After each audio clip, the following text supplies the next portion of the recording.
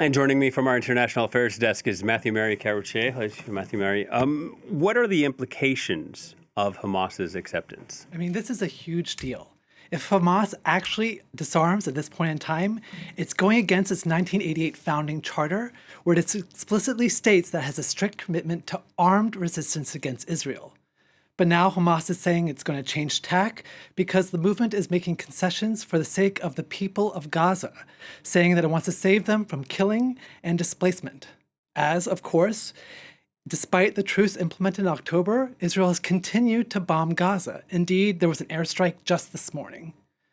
And more than 1,200 Gazans have been killed since that deal was signed. Now, for Hamas to disarm, it is underlined that a provision in the new agreement that Israel must commit to and implement its obligations towards peace. These include allowing sufficient humanitarian aid to reach Palestinians, which so far has not occurred, and a multi-step withdrawal from Gazan territory. Now, this directly contradicts a recent Netanyahu directive for the Israeli military to take over about 70% of the Gaza Strip. But Israel has said that it's acting the way it has because Hamas has refused to disarm. So then, if Hamas actually disarms now, it is taking away that rationale. But in any case, Hamas doesn't really have much fight left. It is severely weakened, and its main supporter, Iran, is caught up in its own war in the Gulf. The current agreement would at least allow it to survive, albeit without political influence, and Hamas can spin that as a victory. Yeah, there's still no word from Israel yet, though. Do you find that surprising? Not especially. Reports are saying that the Trump administration announced its new breakthrough after consulting with Hamas, but not Israel.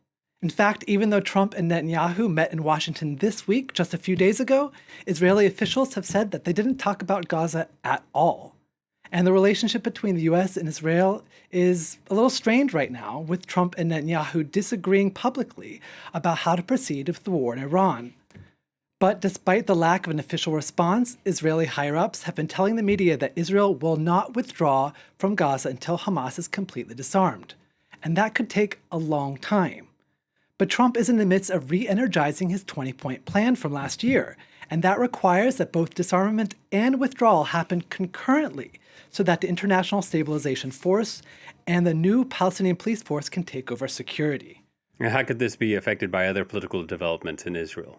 Well, 2 weeks ago, Israel's defense and finance ministers announced new plans for 3 Israeli settlements in Gaza. This would not only be seen as illegal under international norms, but would directly contradict Trump's 20-point peace plan from October. Under the plan, Israel cannot occupy or annex Gaza and must eventually withdraw completely. Settlements imply a permanence that directly contradicts that. When showing support for Trump's plans in October, a joint statement from the foreign ministers of countries such as Saudi Arabia, the United Arab Emirates, Egypt, and Qatar specifically praised the plan's provisions to prevent the displacements of the Palestinian people. They also highlighted President Trump's concurrent announcement that he would not allow the annexation of the West Bank.